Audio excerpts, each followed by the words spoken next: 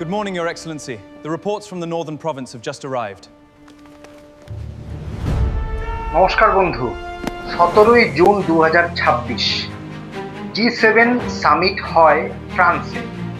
সেখানে ফ্রান্স সহ আমেরিকা এবং ভারতও সেই সামিটে অংশগ্রহণ করে। এবার এই সামিটে আজকে দুটি ভিডিও আপনাদের দেখাবো।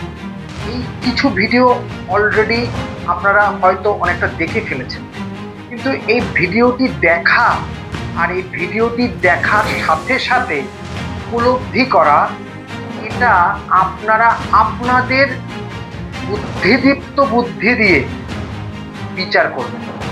প্রথম ভিডিওটি দেখুন, আপনারা দেখতে পাচ্ছেন, এই যে দেখুন। थैंक यू राष्ट्रपति जी, आपसे मिलकर के बहुत खुशी हो रही है और पिछले वर्ष हम वाशिंगटन में मिले थे। उसके बाद हमारे संबंधों में एक नई गति आई है, नई ऊर्जा आई है और कई विषयों में हम बहुत मिल करके आगे चल रहे हैं। और हमारे लिए खुशी की बात है कि हमारी दोनों टीमें भी मिलजुल करके हमने जो टारगेट तय किए उसको पूरा करने के लिए भरपूर प्रयास कर रहे हैं और हम बहुत तेजी से आगे बढ़ रहे हैं। एक्सेलेंसी, पश्चिम एशिया में शांति के जो प्रयास प्रगति हुई है, इसके लिए मैं आपका अभिनंदन करता हूँ। आपके इन प्रयासों के कारण पश्चिम एशिया में शांति की एक नई किरण नजर आ रही है और हम आशा करते हैं कि चिरस्थायी शांति बनेगी। एक्सेलेंसी, आप और हम सभी इस बात से सहमत हैं कि हॉर्मुज का खुला रहना एक वैश्विक अर्थव्यवस्था के लिए बहुत ही अनिवार्य है।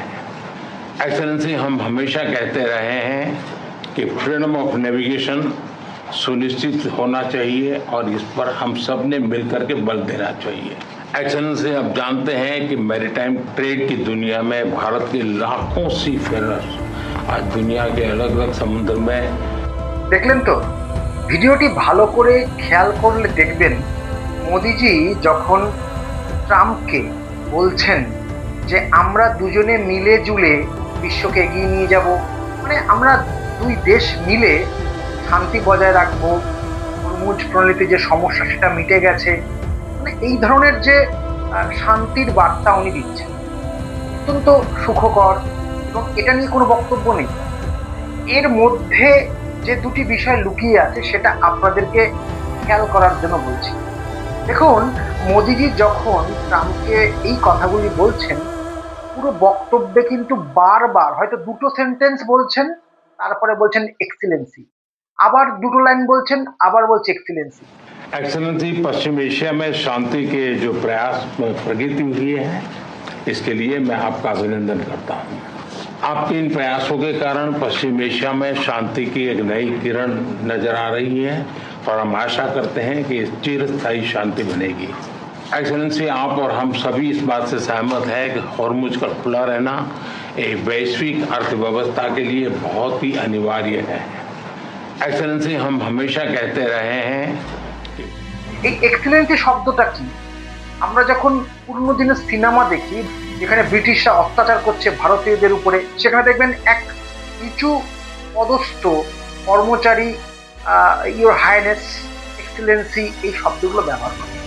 Good morning, Your Excellency. The reports from the Northern Province have just arrived. Excellency মানে বেসিক্যালি এটা কোনো খারাপ শব্দ নয়, এটা অ্যাকচুয়ালি কোনো দেশের রাষ্ট্রপ্রধান বা সর্বোচ্চ যিনি নেতৃত্ব তাদেরকে বলা হয়। এটা একটা রেসপেক্টেড ওয়ার্ড। এই রেসপেক্ট মোদিজি বারবার দিচ্ছেন ট্রাম্পকে, এটা নিয়ে আমার আপত্তি নেই।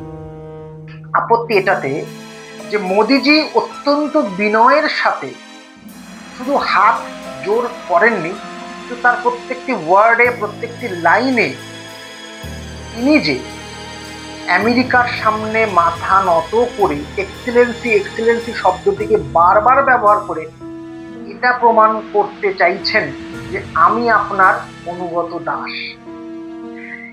এবং পুরো বক্তব্যটা মোদিজি কিন্তু হিন্দি ভাষা দিচ্ছেন, অর্থাৎ এখানে দুটো টপিক পুরো দেশের রিপ্রেজেন্ট করছে মোদিজি এবং সারা বিশ্ব দেখছে। এখানে আমাদের দেশের এডুকেশন র্যাঙ্ক বা এডুকেশন যে অবস্থাটা কি, আমাদের দেশের রাষ্ট্রপ্রধান তিনি একটি ন্যাশনাল ল্যাঙ্গুয়েজে কথা বলতে পারছেন না, আমাদের কাছে অত্যন্ত দুঃখের। এবং দ্বিতীয়ত তিনি একজন দোভাষী রেখেছেন। ট্রাম্পের কথাও তিনি বুঝতে পারছেন না। ট্রাম্প যা যা বলছেন সেটা দোভাষী তাকে বলছেন এবং তিনি তারপরে তার রিয়াকশন দিচ্ছেন। অর্থাৎ ইংলিশ ভাষাটি মোদিজি বোঝেন না, এটা পরিষ্কার। তিনি বলতেও পারেন না, তিনি বোঝেনও না। আমাদের দেশের যে এডুকেশন, পুয়ার এডুকেশন, আমরা যে একটা ইন্টারন্যাশনাল ল্যাঙ্গুয়েজকে শিখতে পারিনি, আমাদের দেশের রাষ্ট্রপ্রধান সেই ভাষাটা জানে না, এটা আমাদের কাছে লজ্জা। এক, দ্বিতীয়ত বারবার এক্সেলেন্সি কথাটা বলে আমাদের দেশের যে শক্ত কাঠামো, দৃঢ়তা এবং আমাদের যে একাত্মতা সেটাকে ব্যাহত করেছে মোদিজি। কারণ কারোর সামনে আমার বক্তব্য দৃঢ়ভাবে রাখাটাই আমার কাজ। কারণ তিনি যেরকম আমেরিকার রাষ্ট্রপ্রধান, আপনিও ভারতের রাষ্ট্রপ্রধান, অর্থাৎ আপনারা দুজনেই সমান। এমন ভাবে আমেরিকার রাষ্ট্রপতির সামনে তিনি বলছিলেন একটা লাইন বাদে বাদে এক্সেলেন্সি, সেক্ষেত্রে এটা আমার কাছে অত্যন্ত লজ্জাজনক লেগেছে।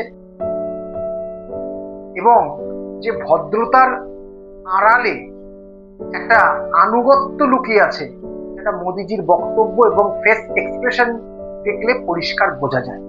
আমি জানি যে মোদি ভক্তরা এটাকে মানতে চাইবে না, কারণ তাদের চোখে পটি পড়া যেমন গান্ধারীর ছিল, তাই সে তার ছেলের দুর্যোধনের অন্যায়কেও বুঝেও শুনেও না দেখার ভান করত। তো সেই জায়গাটা থেকে আজকে দেখা যাচ্ছে যে আমাদের দেশের রাষ্ট্রপ্রধান আমেরিকাকে এক প্রকার অয়েলিং করছে। তাহলে যে অন্ধভক্তরা, যে মোদিজি সবার সামনে বুক চিতিয়ে বলে 56 ইঞ্চির বুক, এবং যে মোদি ভক্তরা মনে করে দেশকে সবচেয়ে সুরক্ষিত রাখছে মোদিজি, আজকে তাদের গালে থাপ্পড়। এখনো অন্ধভক্তরা জেগে উঠুন। মোদিজি অত্যন্ত দুর্বল এক প্রধানমন্ত্রী এবং বারবার যে বীরত্ব উনি দেখান সেটা পাকিস্তানের সাথে। পাকিস্তানের বর্তমান অবস্থা অত্যন্ত শোচনীয়। অর্থনৈতিকভাবে পরিকাঠামোর দিক থেকে পাকিস্তান অত্যন্ত পুয়ার অবস্থায় বিলং করছে। সেই পাকিস্তানের সাথে বারবার বীরত্ব দেখায় মোদিজি, অথচ আমেরিকা বোমা বর্ষণ করলো, 3 জন ভারতীয় নাবিককে মেরে ফেললো জাহাজে আক্রমণ করে। সেটা নিয়ে মোদিজি একটা শব্দ করেনি। কোথায় গেল মোদিজির 56 ইঞ্চির বুক?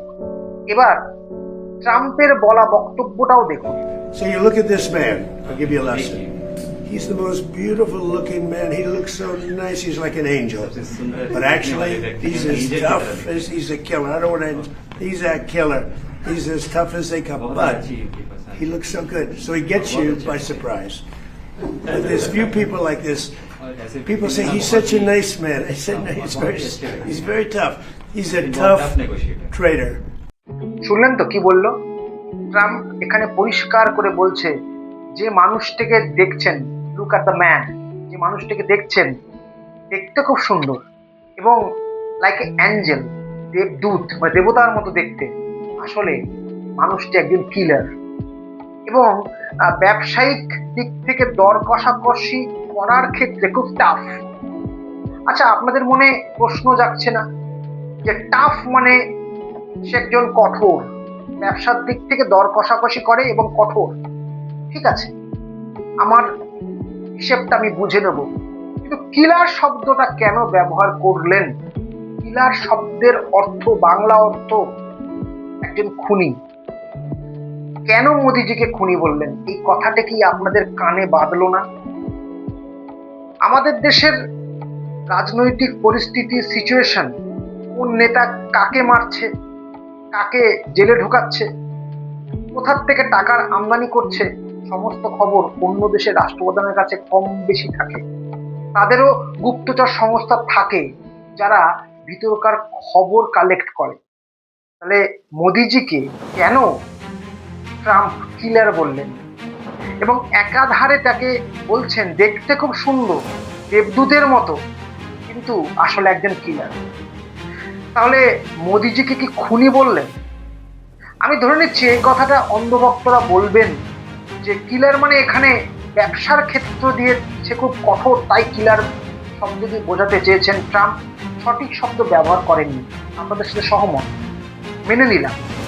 আমার প্রশ্ন, মোদিজি যতটা ভদ্রভাবে আনুগত্যের সাথে বারবার এক্সিলেন্সি এক্সিলেন্সি বলছিল, ঠিক উল্টো দিকে ট্রাম্প কিলার বলে এবং টাফ বলে জনসমক্ষে এবং in front of news media, যেখানে সারা বিশ্ব দেখছে, প্রিন্ট মিডিয়া থেকে ইলেকট্রনিক্স মিডিয়া সবাই আছে, সারা পৃথিবী দেখছে, G7 সামিটের মতো জায়গায় তাকে তাচ্ছিল্য করছে। আর মোদিজি কি করছে? দাঁত বের করে কি করে হাসছে।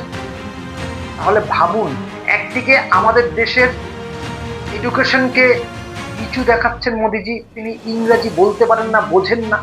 অন্যদিকে যখন অন্য দেশের রাষ্ট্রপ্রধানকে সম্মান দেওয়া হচ্ছে, আমাদের রাষ্ট্রপ্রধান দিচ্ছেন, উল্টো দিকে রিপিট কি আসছে?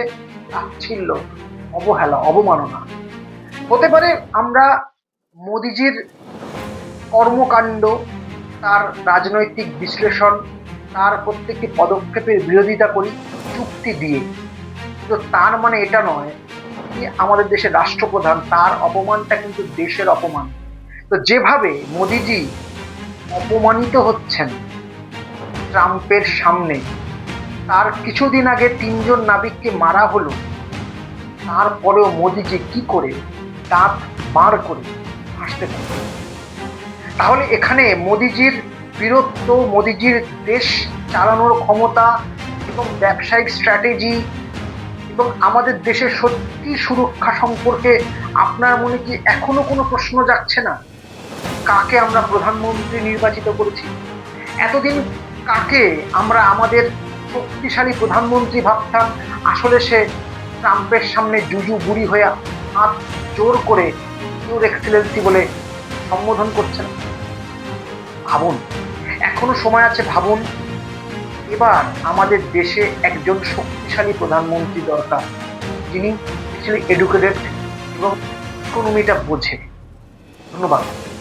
ভিডিওটি ভালো লাগলে চ্যানেলটিকে ফলো করবেন, সাবস্ক্রাইব করবেন এবং অবশ্যই আমার এই ভিডিওটিকে শেয়ার করবেন।